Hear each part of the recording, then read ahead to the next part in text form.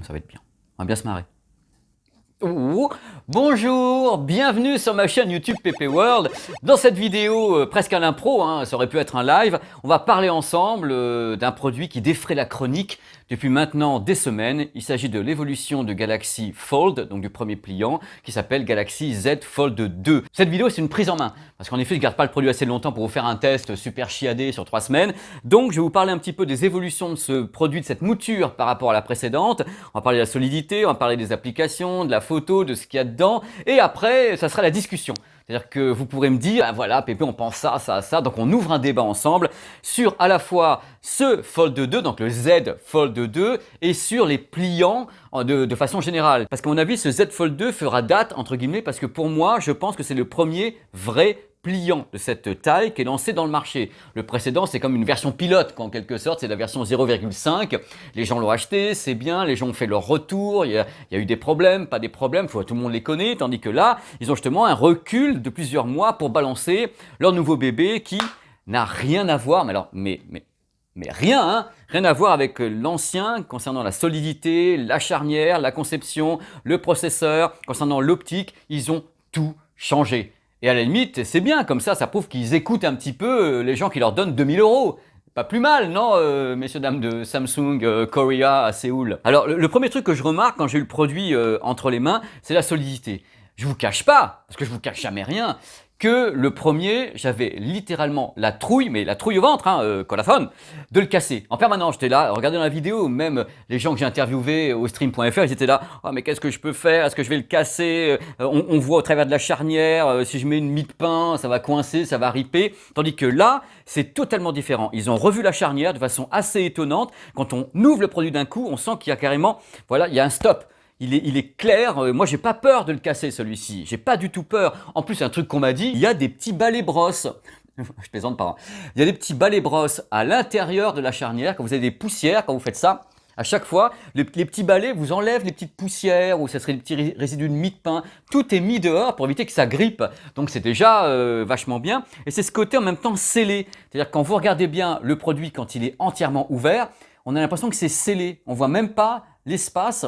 C'est de vous le montrer au mieux parce que vous avez les images, on fait du live presque. Il n'y a même pas l'espace qui permet de dire tiens il y a un truc qui va être là. Non, c'est entièrement scellé. Et un truc qui est génial, je vous le dis tout de suite parce que j'en rêvais, c'est la position flex et semi-flex. Regardez, ce que ne pouvait pas faire le Fold, vous pouvez le placer n'importe comment. Il va tenir comme le Z Flip. Vous savez, le petit téléphone à clapet de Samsung, eh bien là, c'est la même chose. Vous pouvez l'installer sur une table, regardez ici, ou bien taper ici. C'est-à-dire là, on tape, on installe ici. Il y a la position tente. Vous pouvez le mettre comme ça en tente indienne. Et regardez un programme ici, comme ça, comme un bienheureux. Oh là là, ce que c'est bien, les vidéos de Pépé, c'est n'importe quoi, c'est grotesque, je me désabonne tout de suite. Vous avez raison.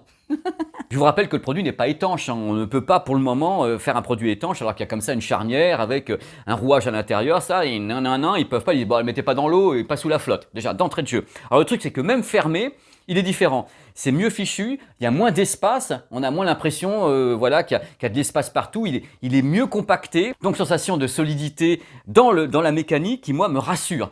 Parce que j'avais besoin d'être rassuré comme mec quand même. On sent qu'ils ont travaillé leur truc, ils se sont dit si on veut en vendre quelques-uns quand même sans se prendre des volets de bois vert dans la tronche de la part de consommateurs déçus, il faut quand même qu'on... Hey, la charnière, Coco, et la finition, le poil, le côté on n'a pas peur, on n'a plus peur de le casser.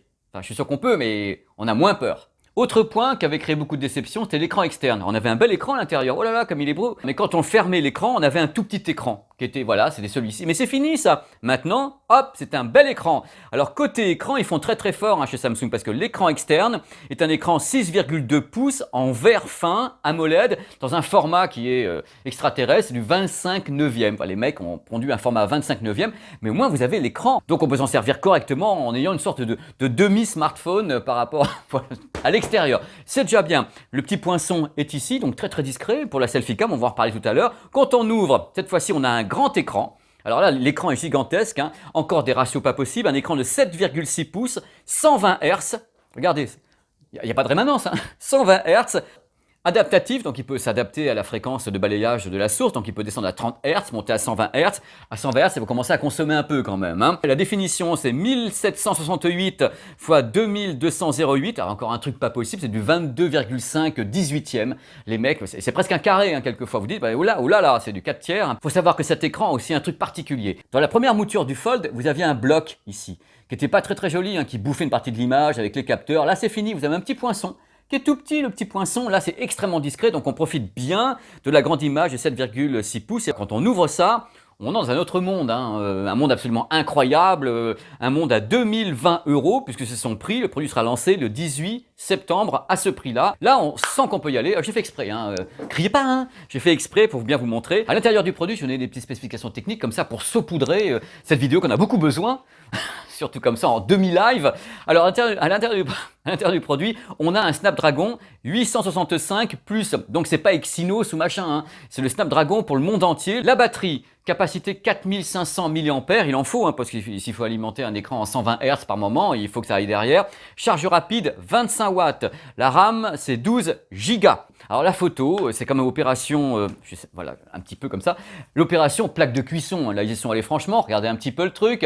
Si vous n'avez pas compris qu'il y a la photo, vous ne comprendrez jamais. Hein. Donc la photo, c'est proéminent, hein, comme sur le Note 20 Ultra. Il y a un truc qui m'a surpris sur la photo, c'est que Samsung passe son temps à dire oui, alors nous avons des capteurs à 108 mégapixels, c'est extraordinaire, le S20 Ultra, c'est les meilleures photos du monde et tout. Et ils balancent leur Z Fold 2, leur vitrine technologique quand même, avec 3 capteurs, 12 mégapixels. Donc il n'y a pas de 108 mégapixels, truc comme ça. Donc ils sont restés soft dans les cordes avec un zoom x2, un zoom optique x2. Concernant les selfie cam, il y en a deux, hein, selfie cam. Il y a bien sûr la petite selfie cam qui est ici et la selfie cam qui est à l'extérieur, qui est donc ici un petit poinçon. Le truc marrant, c'est qu'il y a des modes comme vous voyez à l'écran, avec des modes qui s'appellent Dual View, un double affichage, où vous voyez, la personne que vous photographiez peut se voir également en retour image ici. C'est mignon, ça mange pas de pain, à 2020 €, c'est bien de le mettre, c'est très bien. Un truc qui m'avait un petit peu choqué, les amis, dans la première mouture du Z Fold, voilà, là, ce qu'on va appeler 0,5, c'était la gestion des applications. Parce qu'il y a quand même deux écrans. Il y en a un qui est à l'extérieur et un grand qui est à l'intérieur. Et la gestion était quelquefois un peu particulière, un peu chaotique. C'est-à-dire qu'on ne savait pas ce qui suivait quand on refermait à l'extérieur, il faut tout gérer. Là, j'ai trouvé que c'était un peu mieux géré. C'est pas complètement, on n'est pas sûr à chaque fois. Hein. Mais globalement, ça suit assez bien d'un écran à l'autre. On peut gérer ça d'une façon plus fluide et plus instinctive. Bien sûr, dans le menu, on peut gérer ce qui va se retrouver à l'extérieur et pas à l'extérieur. C'est toujours une sorte de gymnastique comme ça de la part d'un logiciel. On peut avoir 3 fenêtres différentes, on peut faire apparaître un clavier. Regardez, n'empêche, on ne peut pas dire le contraire, quand on joue, c'est gigantesque. Info en vrac, l'audio, 2 haut-parleurs, stéréo, c'est compatible Dolby Atmos, c'est un virtualisé, hein, c'est pas non plus une salle de cinéma. Alors il n'y a pas de prise mini jack, je pense n'importe comment que de vous à moi, il n'y aura plus de prise mini jack sur les produits Samsung. Gardez bien au chaud vos S7, S8, S9, S10 Plus et les autres, parce que je pense que la mini jack, rest in peace, quoi. C'est la tendance, même chez Samsung, c'est de ne plus en mettre. Donc c'est fini. Voilà, alors le Bluetooth justement, c'est du Bluetooth en 5.1, Wi-Fi 6, le produit fait quand même 280 grammes, hein, c'est-à-dire que dans la poche il est épais, dans un jean, hein, il est épais, et en plus il est un petit peu lourd, enfin compte c'est un grand produit. Hein. C'est donc mes premières impressions, je suis assez content parce que c'est ce que j'espérais pour ce type de produit, parce que je suis un fan de technologie, et donc le pliant, même si personnellement je crois que j'ai pas tellement envie d'en acheter un, le pliant au niveau technologique m'intéresse, ça m'intéresse de savoir jusqu'où ils vont aller, est-ce qu'on continuera à avoir la pliure, parce qu'on la voit encore un peu la pliure, hein. On l'oublie. Croyez-moi, au bout de 48 heures, vous ne vous en rendez plus compte. C'est-à-dire que là, si vous prenez le produit pour la première fois entre vos mains, vous allez dire « Oui, mais Pépé, je vois la pliure, regarde, tu as des éclairages, je vois la pliure. » Je dis « Ouais, vous avez raison, la première fois qu'on le prend, c'est ce qu'on guette. On guette la pliure pour bien se dire oh, « Bah, ouais, on la voit !» Mais au bout de 48 heures, vous ouvrez vos applications, vous faites plus attention. Vous êtes là, oh bah tiens, l'image elle est bien, je suis en train de regarder Maps, un truc comme ça, ou n'importe quoi. Vous faites plus attention à la pliure. Mais il est vrai qu'on la voit toujours. Dans ce qui m'intéresse dans l'avenir, est-ce qu'on la verra un peu moins et surtout, ce qui m'intéresse, c'est l'accueil du public. Maintenant qu'à mon avis, on a un produit qui est quand même une bonne claque dans la gueule par rapport au premier et que c'est un produit qui est vraiment plus fini, qui est plus solide, qui donne une sensation de confiance. Donc voilà, ce qui m'intéresse, c'est votre retour, c'est-à-dire en effet votre avis. Cette vidéo qui est une sorte de semi-live comme ça, c'est pour avoir votre avis. Est-ce que vous pensez que vous êtes un peu plus tenté vers un pliant maintenant, ou ça reste quelque chose qui, pour vous, voilà, bah, c'est non, c'est quelque chose que vous n'avez pas envie d'avoir, préférez acheter un iPhone 11 Pro Max, ou un Samsung, ou un Huawei, ou un Xiaomi, ou un Oppo, ou tout ce que vous voulez, plutôt qu'avoir un pliant.